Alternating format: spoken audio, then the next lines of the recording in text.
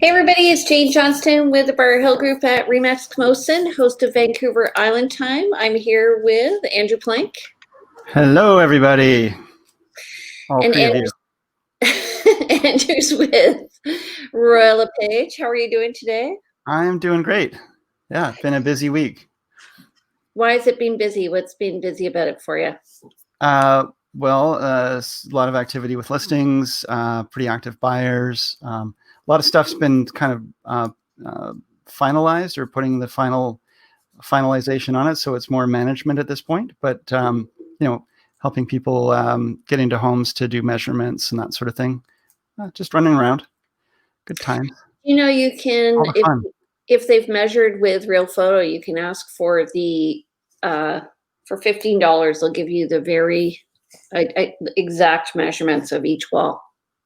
Okay, the actual measurements. That's good to know. With Real Photo. Yeah, if they've done that. So Right. if you're a listing agent and you've ordered your photos through Real Photo, or if you're a buyer's agent, you notice that they've been done that way, you can ask for the detailed measurements and they'll give them to you. Have you tried that with any other providers? Not yet, but I do know that they are there. Yeah. Okay.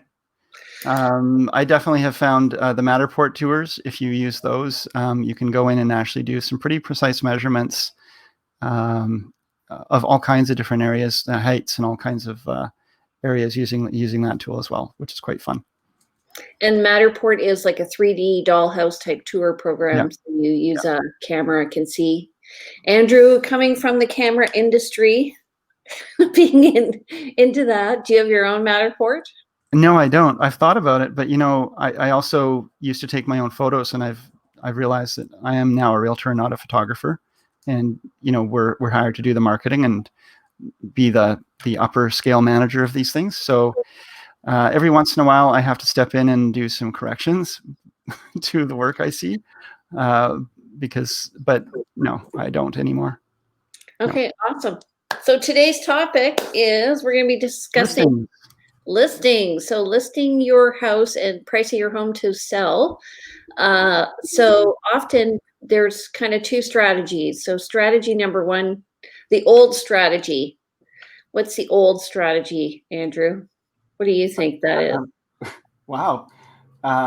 Realty Teachers is doing teaching questions. The old strategy of listing your home or pricing your home? Pricing your home, yeah. Okay, well, does this predate our actual careers here? Are we talking about like 1900s? Are we talking about? No, we're talking since we started in real estate in July of 2006. The old strategy is where you list your house here and you hope for an offer and you're willing to accept a lower price. That's the old strategy. That's still quite often in use today. And do you find that it works? I find it depends on the motivation needs and needs of the seller. But I find that if you're talking about doing the opposite and kind of underpricing, I'm not a fan of that entirely either. It's really, yes, I think people used to get told that we think we can get you this kind of money. And then the strategy was both a strategy around enticing someone to sell their home with you. And I'm not suggesting that people are making erroneous, they're optimistic, let's put it that way. And I tend to look at pricing, and when I'm talking to my clients, optimistic, realistic, and pessimistic. And let's look at what the pricing range is. And here's the probability of it selling in these different ranges, and here's the consequences. I like that. Optimistic, pessimistic, and realistic. Yeah, a lot of istics. For me, I usually come up with two prices. One is the over listing price, which is the optimistic price. Yeah. Where I just honestly try and list at market value. And I do a very in-depth analysis, and then I'm trying to price it right on the money. And the reason why it's not under listing, I don't think. It's more about finding out what works for, again, I look at motivation. So sometimes the seller may say they want to, test the market out, and maybe they're elderly and they don't want to have a quick decision. They'll feel too rushed. And so I'll price it where I think that that will give them some breathing room, both in terms of price and days on market. But generally, I'm trying to price it right where I think it's going to sell. Yeah, and I just want to clarify something, because we're talking about when we price a home, but we don't price homes really. We give advice on housing price, and the seller chooses the price. But when we say we're pricing the home, we're talking about this is where we advise the price to be for marketing your home realistically. Right. Yeah. Okay, so do you want to show some of your slides from your market analysis? Sure. We can talk a little bit about some of the, it's really conceptual. This needs to be, these things go through rebrands and re-changes every once in a while. And this one, to be honest, I have meeting so many people over the last year and few years where it's what's called a warm lead. They already know me. I go in, we chat, we do a relatively informal market analysis. We talk about concepts, and a lot of this stuff doesn't come up anymore and get run through. So I guess I'm apologizing in advance for quality of these images. So first of all, we talked about realistic and pessimistic. Can you see this on can you share screen? Yep. Yeah, great. So one of the things that I like to talk about is, what are you trying to accomplish? Do you want to get sold for top dollar and get the most money in your pocket? Do you want to have a quick sale? And is it important to you to save on the marketing costs? In other words, are you going to be a stickler around what kind of commission you're paying? Some people will want to hire a company that does less marketing. And so I always say pick two. You can get two of these, but you can't get three. It's pretty hard to have all three where you get top dollar and sell quickly and save on the marketing efforts. The real estate fees. Yeah. Well, fees relate to efforts and the ability and capacity of an agent to act on your behalf. If you are working with an agent who is high volume and low cost, they're not going to have the time or attention to put into really fine details. It's the economics of how it works. So there's always a balancing act. And again, people get to choose how they work with this. But it's something I tend to, and I think you do too, but I tend to base my fees commensurate or similar to most of my colleagues. And that's how and then I try to show how my style, my efforts, my marketing is superior to others. So people can do a relatively apples to apples comparison. And it's not based on me saying, well, I'm going to save you money on marketing. And right. That's just a one thing. And that has not necessarily to do with price, but it does show that there is truly a relationship with this. And I do believe that. There's the analogy, good, fast, or accurate. Yeah. Okay. That's another good one. Yeah. So the other thing is, if you go with, if you're saving on marketing costs, just understand that the buyer's realtor feels a bit of conflict because they're going to be trying to negotiate their commission at the same time as they bring in an offer, because they do want to get paid. Yes, absolutely. And I've certainly been in the experience where if it's a for sale by owner, for example, and you have to really negotiate for your fee, it makes everything a lot harder to keep everything moving forward and active. And so it takes a little wind out of the sails. And you really want to have that wind in your sails when you're advocating for your clients. So one of the slides that I have here is just what is a market analysis? Like, what are we doing here when somebody's talking about price? And Jane, you can jump in here on your own, or are we going to do this like monologue here for a bit, and then you're going to do your own? I see. It's a good, to me. I can't see what the mauve square says. Does that say 3 bedrooms? Yeah, it's just talking about the difference between those two homes: 3 beds, 2.5 baths versus 4 bedrooms, 3 baths. Like, one's immaculate condition, one's good condition. What are we doing when we're doing a market analysis? Is we are looking at your home And it's truly a market analysis. We're looking at what the market is doing. We're looking at what other homes on market have done and are currently out there competing with you. So we're going to try to slot your home into, I always treat it as, where does your home slot into versus the competition? And it might be that your home is 3 beds, 2 baths, and we're only seeing other 4 beds, 3 baths or something in the area that are, I'll take another step back, but when I'm looking for what's called comparable properties, I'm going to start for homes in the immediate vicinity of the home, the subject property. I'm going to look for homes that are as comparable as possible. And the combination of the two is the most ideal for coming with a sense of if every day of the week buyers are buying homes that are exactly like yours because you live in let's say a condo and it's cookie cutter, or in a subdivision that's cookie cutter, you can prove, relatively speaking, value. If it's more of a unique property, you have to look a little bit wider and think about functionality of the home, use case. But again, what kind of money are people going to be spending for this home?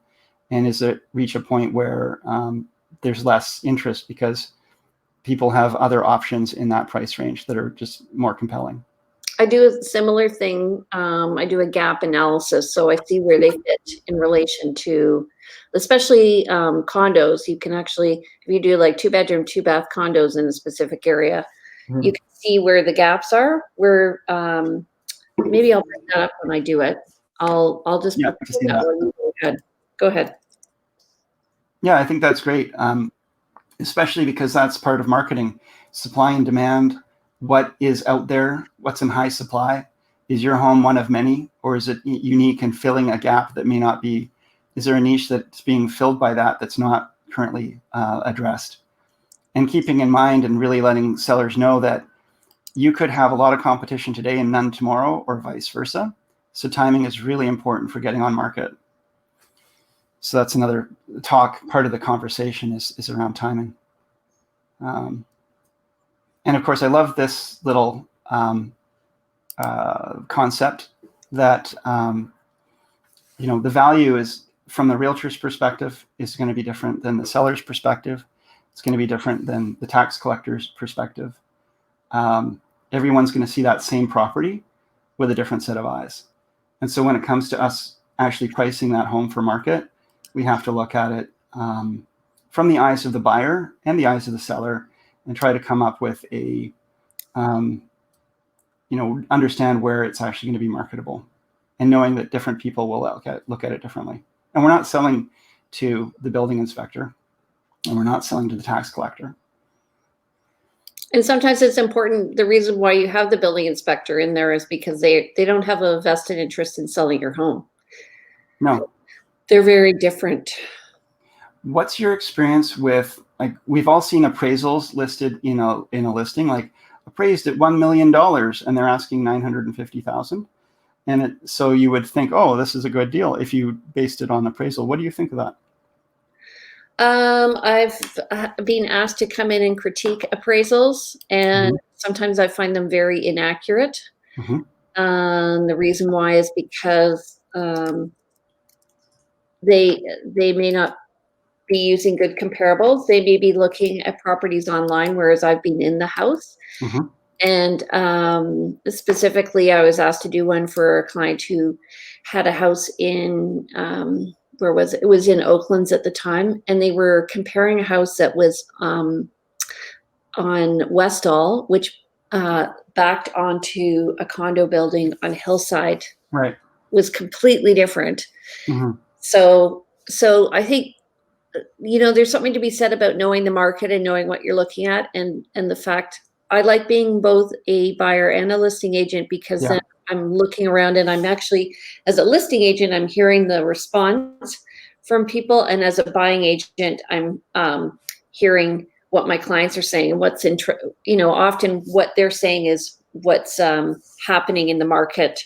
They're reflecting what's happening in the market, like, I'm really not into shared laundry. No. Right. Yeah, exactly. So you can wear both hats, and you can advise based on both. And sellers don't necessarily want to hear the objections that buyers may bring, but it's really useful and helpful to be able to say that, and then hopefully find ways to address it in your listing. So one thing about this this picture that you have here that I think is maybe a bit erroneous is, although the tax collector may think of your house as being $1 million. Yeah. Sometimes what happens is $1 million is an average house today in Victoria, Jane. well, assessment follows the market. So if the market's going up, assessment's going to be down here. And if the market's gone down, assessment's going to be up here. So often people will say, oh, well, it's like price below assessment. Well, assessment's the value of the property between May and October with an average in July last year. Yeah. I know. This is a humorous slide. It's not meant to be necessarily accurate. Right. Now, I'll just go back to appraisals really briefly. And that further, I would say that appraisals are often purchased for a particular reason, whether it's for by the seller for a purpose of understanding their value, or by the bank for the purpose of mortgage. And sometimes for the different purposes, they will come in differently.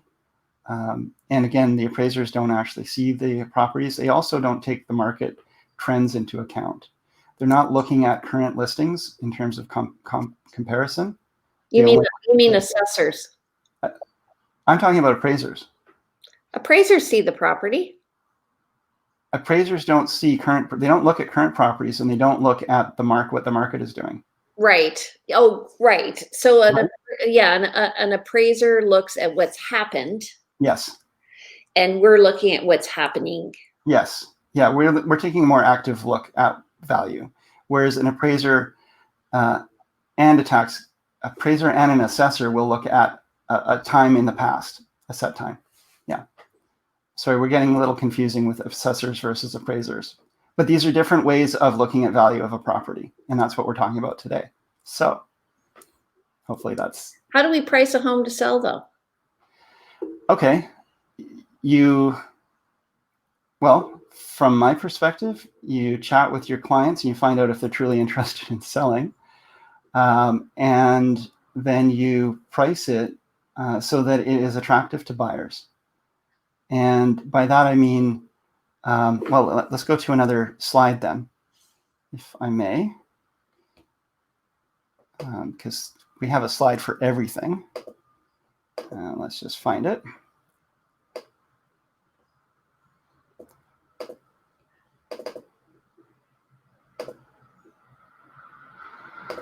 I find that people sometimes are afraid to price their home at market value because they think it'll go too quickly. Mm-hmm. Yes, and then they don't, and they think, well, let's leave it on market for a long, long time, have a lot of really inconvenient showings, and eventually bring the price down to the price that it would have sold for. Yeah, exactly. But nobody wants the fear of saying, I think I sold this too soon. I'm having trouble bringing this other slide up. So let me just... Sellers say, I don't want to give it away. No, exactly. And buyers say, the seller is making a bet that the market is going to go down. And the buyer is making a bet that the price is going to go up. I have a very similar slide to that, but we can talk about that. Yeah. So when we're talking about pricing a home and how do we price a home, we're going to take into account what is selling out there and what is going to work for the seller, what's going to work for the buyer. But what's the price range that most sales are happening in? And I always like to start with the end in mind and say, okay, let's work backwards. What's the most realistic explanation? What's the most probable price you're going to sell for based on all the evidence that we can gather? It's this range. And that's based on what buyers tend to be paying and what sellers tend to be accepting. And from there, I would suggest that the higher up in the range you go, the less probable you'll have a quick sale. And the higher you go, the more of a gamble you take. There's nothing wrong with that. Just understand that you might be longer on market. And what do you want to do? But if you price in the common price range, you will actually be one of many still, perhaps, if there's a lot of properties on market. So you still have to have something that makes your property more compelling than the others. It will sell eventually in the common price range, in the middle, but you may, depending on your motivation, want to be on either side of this curve. Thoughts? Can I share my screen? Yeah. Do I have to hit stop share? What are we at? No, I'll remove you. I'll share mine. Okay. So,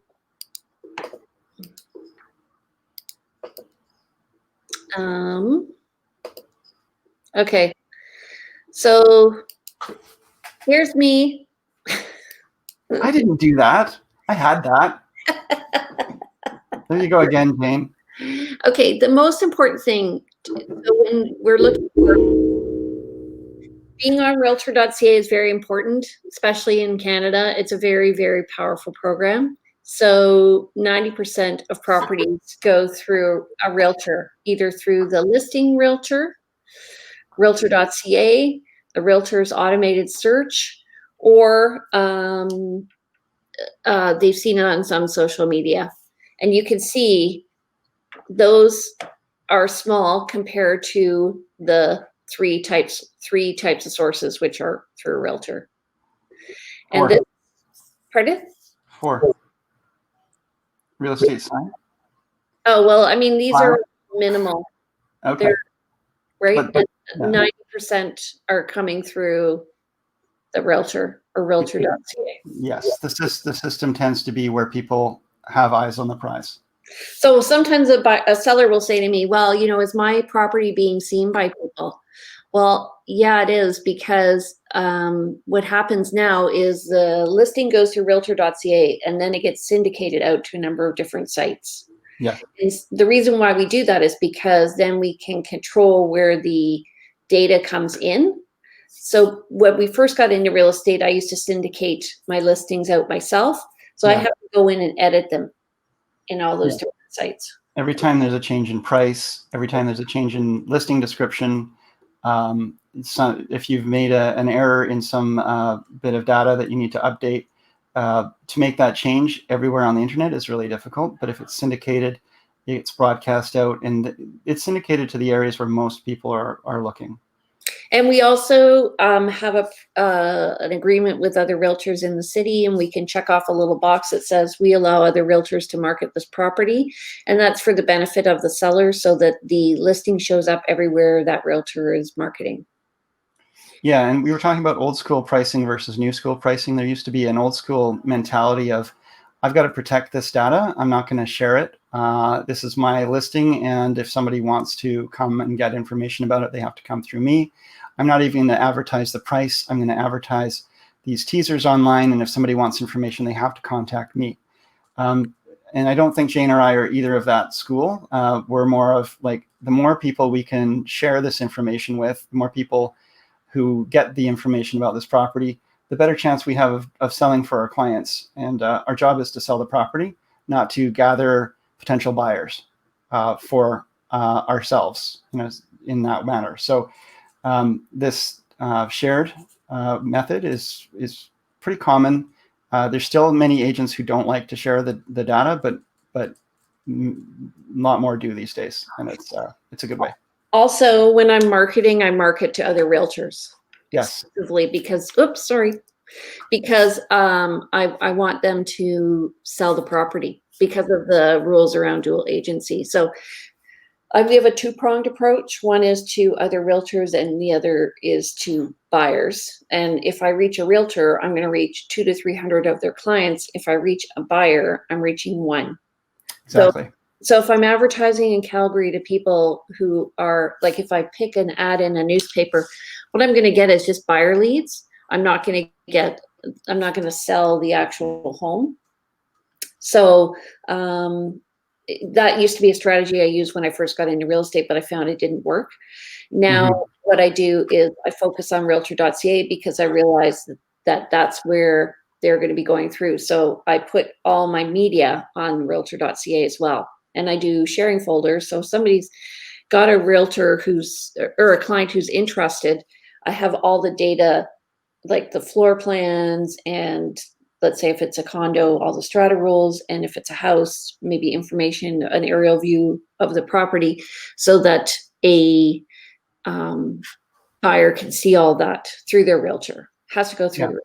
This is some of the stuff that's not seen. It's sort of the below the hood stuff that people don't see, but when they're working with a realtor. But a good realtor does network with their colleagues. We're on a few private social media groups where we interact. I've definitely experienced the benefit of both helping people buy a home that I saw on there and selling homes that I've posted on there. And also just making the job easier for our colleagues means they want to do business with us. So this is less to do with pricing, but it does have to do with how quickly we can sell a home. If we're providing really good quality materials, a lot of that's again under the hood. Here's the this is not public information, but for our realtor colleagues, here's the ideal dates that our clients are looking for a closing. If you're bringing an offer and you want to make it attractive, why bother writing an offer that we're just going to have to counter? If all things being equal, it works for your clients and my clients. Here's what's included. Here's what's excluded. Here's what we're looking for. And I get all the time my colleagues saying, I really love how you've packaged the information. It's really great having all this information. A lot of times it's like pulling teeth trying to get it from the other realtor. And I just don't understand that, because it saves me so much work, actually, having that information up in advance, because I'm not answering that question 20, 30, 40 times over time. And it's just, everything is just, it's about helping people do business.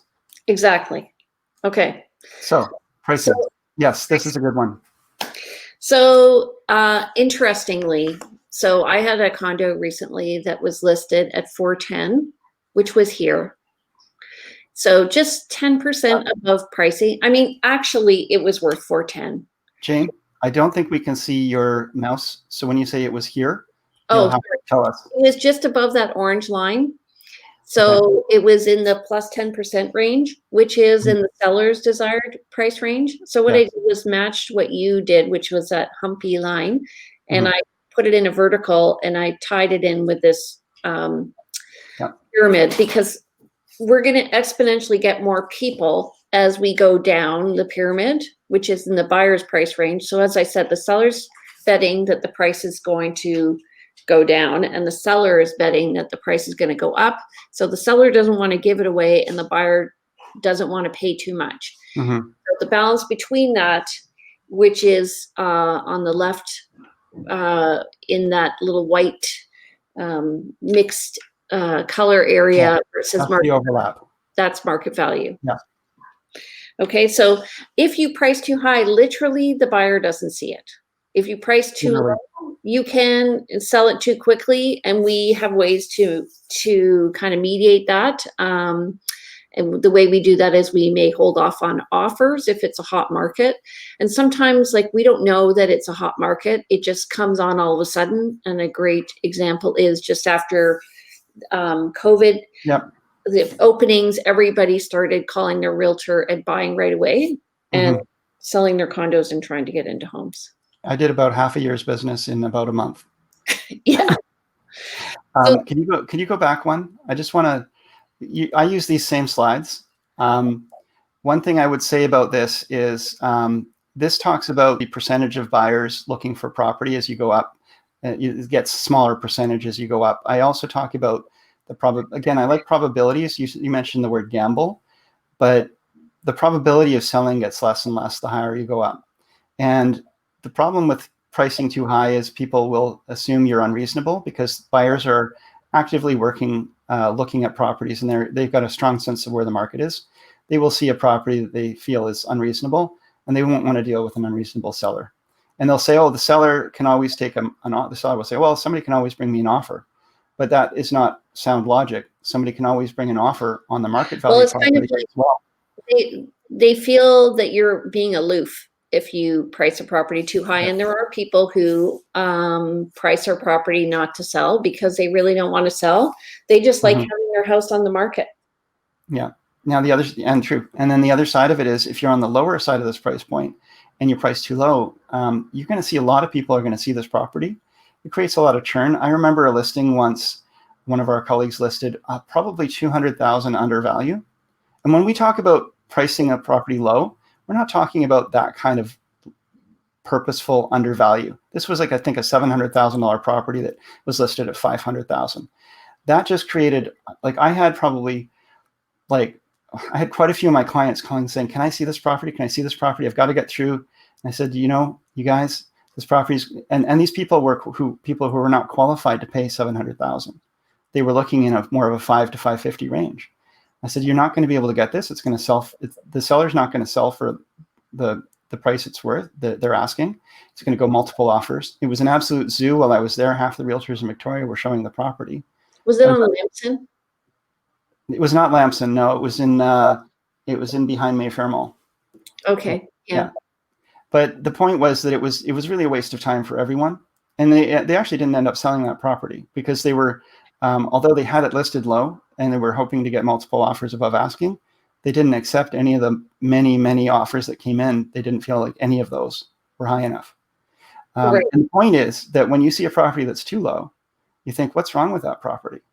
And you also think, why would I be the one, if I'm going to offer on this, if it's really too low, if I'm going to offer on this, am I going to just pay market value? Like, why would I offer market value when I could go buy something else for market value? I'm still looking for a deal here if it's underpriced. I'm hoping that nobody else is willing to pay more and I still get a deal. So what's interesting is there was a house, 2 houses on Derby a few years ago. And one had a beautiful garage and it was like stunning. And then there was a house down at the end of the cul-de-sac near the golf course. And nobody was looking at that property because of the stunning house on the corner. Yeah. So we ended up having, we just went in and scooped that little house at the end, and there was a bidding war. Everybody's attention was on this property. And I'm like, you know what? Let's go down there. It has everything anyway. Zig when others are zagging. That's the always a good one. The last point I'll make about this one, because I've always thought that this is a little bit erroneous, this triangle, I'm losing my words. Pyramid, thank you. It's actually not this shape. If you think about it, the shape is actually more of a curved line. It goes wider at the base and to a very thin top. And then it definitely stops at some point where, unless you have a really specific reason for buying that home and you know that there's a diamond mine directly underneath that you could profit off of, you're not going to pay above the market value. But this gets to be wider and wider as you go lower. And so it's kind of like there's a point in the slope where you hit market value. And once you get too steep in the slope, it's just not going to work. There's a point also where anybody would buy this home. Right. And because it's such a good deal. Yeah.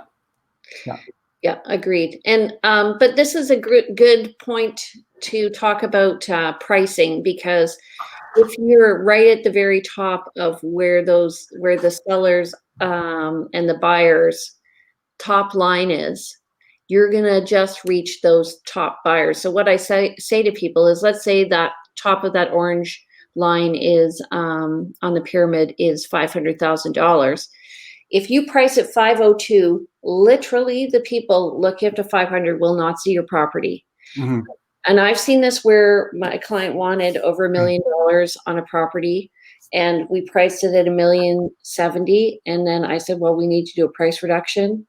And at that point, there's going to be kind of cusps where action is happening.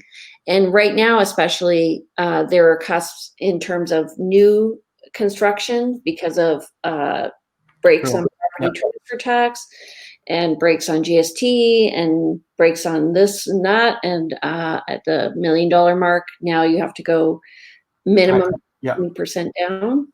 Yeah. Would you want to add something? No, I was just saying, yeah, you've got it. Yeah. So literally, so when we lowered the price, he wanted it lowered to $1,030,000. I'm like, well, I don't think $1,030,000 is going to do it, but we'll try. Nothing happened. And then what we did was we relisted it at $999,000. And this was when properties weren't $2 million. And literally people came in and they thought it was first day on the market because they did not see it prior They to hadn't that. seen it before. Yeah. Did you end up with multiples? It was a really slow market, but we ended up selling like within $5,000 of asking. Of asking. Okay. I've definitely seen where a price reduction comes in where it takes it into that range where there actually are buyers. It's kind of like if you're fishing and, you can fish at different depths and the fish are at a certain depth only. Your hook could be, 10 feet too high or 10 feet too low and you'll never catch anything.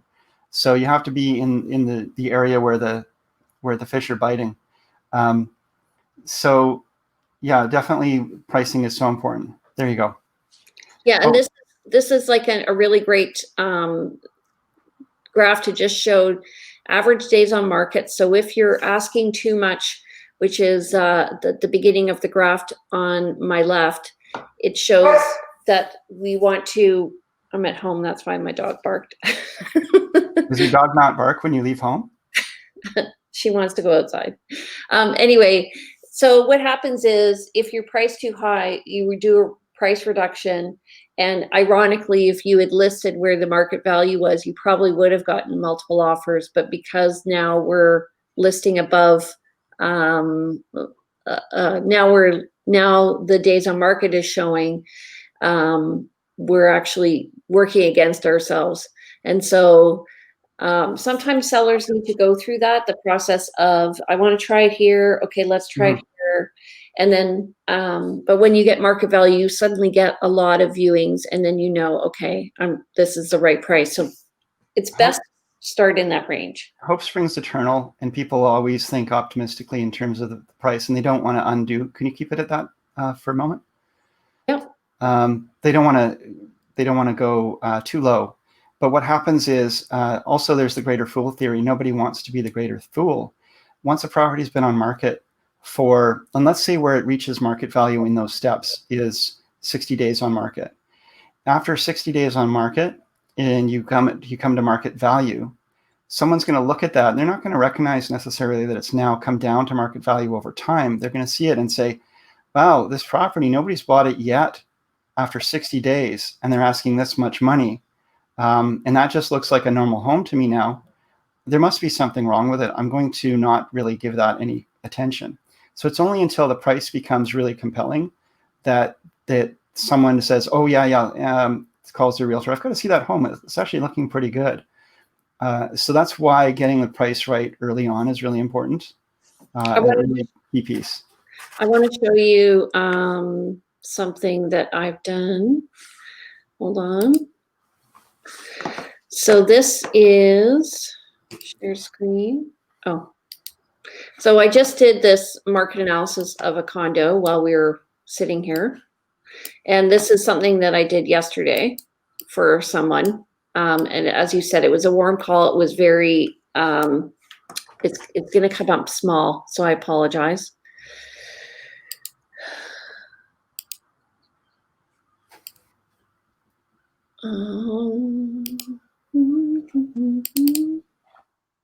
Okay, so really you don't need to see the numbers because I know you can. This guy, okay. Helpful. But what it's showing is, if I'm looking at this, is that there are gaps. Do you see this gap here, this gap here, this gap here? And then as we move here, there are like more gaps, bigger gaps. Yeah. So this tells me where the properties are hanging. So this is 2-bed, 2-bath condos at in the West Shore. And I'm just going to go in here. Can I do this? Yes. Okay. So I'm seeing 419 and 409 are places where there are condos that aren't selling. And I'm seeing long days on market here of 112, 155 days. And then I'm seeing when we get down to the 400 range, I'm seeing like 14 days on market, 6 days on market. There's one here, 112 days on market. That one actually faces the highway.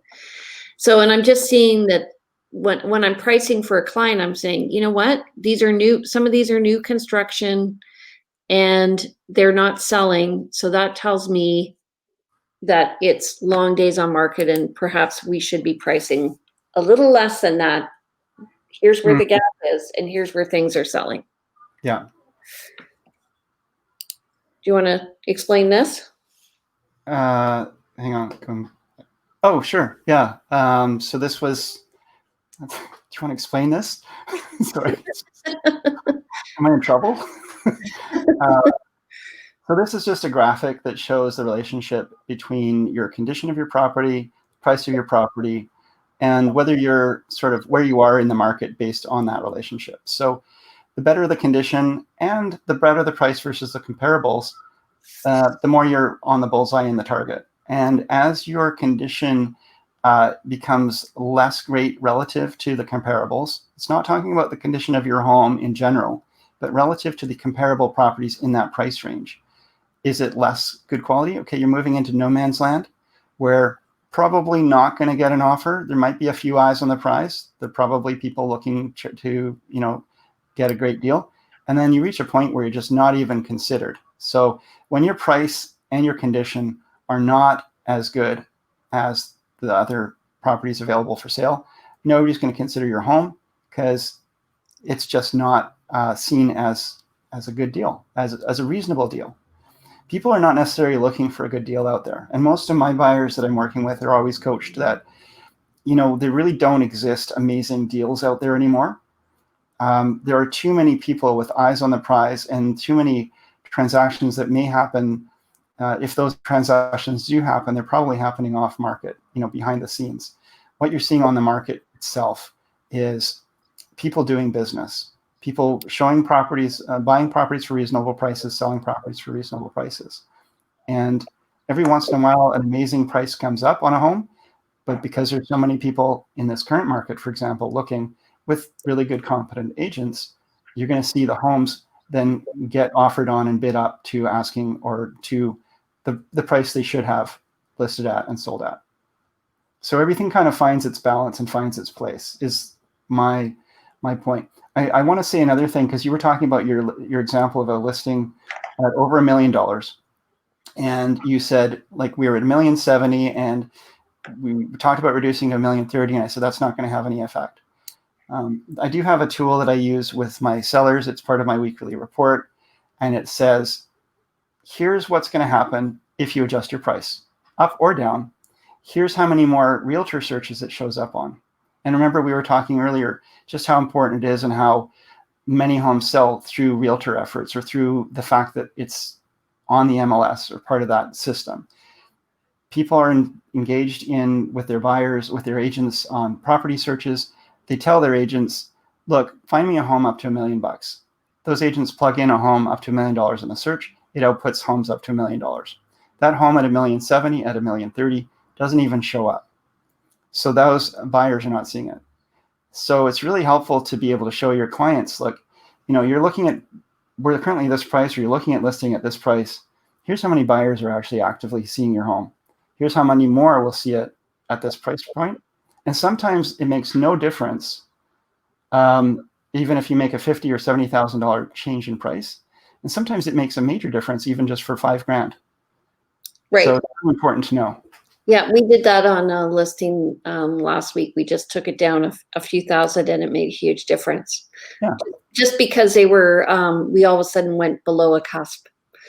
I'm just going to show you what's going on with the market right now, which is we're going to start doing this prior to our discussions normally. So how has your week been in the market? Yeah, asking me? Yeah. Yeah, I'm sorry. I'm in another, I was just trying to pull up something else here. So you just run with this because I'm trying to find another example document. So this is what's going on in the market right now. Up to date. I don't know if you can see that. Yeah. Okay. So we have to date in September 14th, 414 unconditional sales. That's compared to 616 for the month of September last year. So we are ahead of the game. That shows to me to be a very active market. New listings were at 566 compared to 1,168. That is at par, really where we were last year. And in terms of active listings, total number is 2561. That's compared to 2823. And as we explained at our last week, we have sold the same number of houses this year as we did last year, but we sold them more in the past 2 months than we have previously. And new listings, we can see list to sale ratio in that bottom graph there, that you have a very good chance of selling your property. It's 222 pending to 278. That doesn't mean that those properties exactly have sold, but it shows the activity on the market. And 122 price reduction says to me that people are getting serious. Let's get these homes sold. Any comments? Yeah, well, when I see a lot of price, you don't often see price increases. That's uncommon. It's generally someone has really made a mistake. Or usually, often if the realtor themselves input the information wrong, and then they have to correct it. But when you see price decreases of a good number, it suggests that people have been optimistic in their pricing and are having to make some changes. So it's not. When you see that kind of number versus the new listings, you do also see, make some assumptions that there are people either being, listing a little too high and having to make course corrections. Not everything on the market sells immediately and for full asking price. And a lot of people have that sense or that belief when they hear it's a hot market. Oh, everything sells. I can ask anything from my home and anybody will buy it. It's not true. And the more people get that impression that it's a hot market, the more people are going to overprice their homes, and then the more price decreases you're going to have to see to get those homes sold. So yeah, that would be my comment. What do you think? I agree. And often, like, I call it being cute when a seller wants to list high.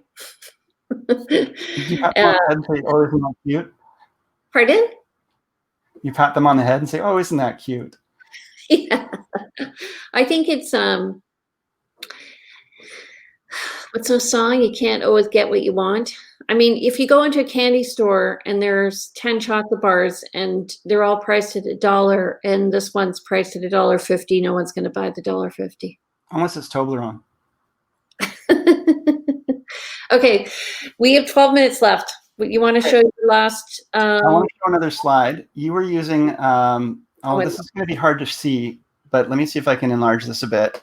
But you were showing a slide that talked about the various values, ranges, the price points. Let me see if I can enlarge this a lot. I love this. I love that. I use this a lot. This is a great slide. This shows, so for example, this is for single family homes in Victoria. And we'll start with just the average, which is that, well, let's go the first white column to the right of the gray. So for the city of Victoria, and then on the left, you've got the different price points. You can see what is sold. Current and year to date. Current listings year to date. So you can actually see how many listings are in different ranges. And I think if you look at this like a graph, a bar graph going 1, 3, 2, 5, you can see there's a number of listings in this price point. You can see it kind of lowers down maybe around here. You can see it builds up right around here. What you do get to see then by watching the year-to-date and all of the other properties is just where the heat is in the marketplace. You can see how once you get under 1 million, there's way more. Anyway, this one's a little hard to show directly on this slide, but the point is that you can really get a sense of where the peaks and valleys are for property pricing by using this graph as well. And when you talk, 3 over, go up to the top. Scroll up. Okay, so if you look at a Esquimalt, go down. Sorry. Hang on. Oh, geez. If you go to Esquimalt, you can see like over 1 million, there's only being 2 sales. So Esquimalt is, right. Okay, so here we are. Esquimalt is the third set of double columns after the gray. And so we don't see any listings over in the multi-millions until we get down to 1.5 and then 1.4. And then really it's only under $1 million that you start to see those properties. And then you see a peak around the 8 to 850 range. You can see that's a hot spot. Yeah. And what's cool, what I tell people is buy in a Esquimalt, because for the same era of house, same character, same distance from downtown Victoria, not as Tony an area, not as high priced an area. You are not Tony, did you say? Tony, Tony, not as high end. Okay. I thought we were talking about Tony Joe for a minute. No. You are going to see much more value for the property. This happens in condos too.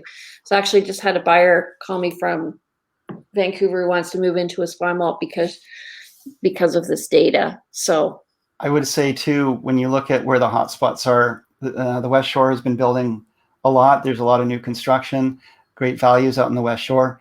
And people tend to either be like, let's go to the West Shore for value and new construction, or let's be in the core because we really like the core.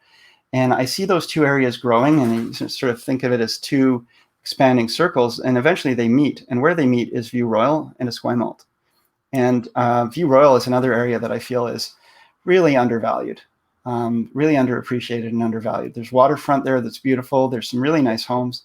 You're not really that far from Victoria. We now have the Mackenzie interchange that makes it a lot easier to come to and fro. So yeah, Esquimalt and View Royal, two areas that I think they're on the cusp of really being. I agree. Yeah. Yeah, and coming from Toronto and seeing how once the city amalgamated, how would I go back and I see these areas that nobody would have lived in before that are very popular now. Mm-hmm. I'm like, okay, yeah, it's going to happen. Yeah. Okay, so I think next week, why don't we talk about hot areas of Victoria? That's a great one. Pockets. How about some of our favorite little pockets too? Okay.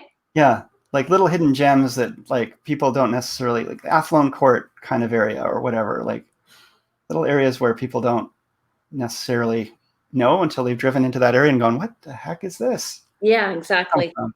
Okay. Here's a little gem. Okay, yeah. So don't forget to subscribe. If you're on YouTube, please subscribe to watch us every week. We're going to be on the market, talking about the market every day, Monday at 10 a.m.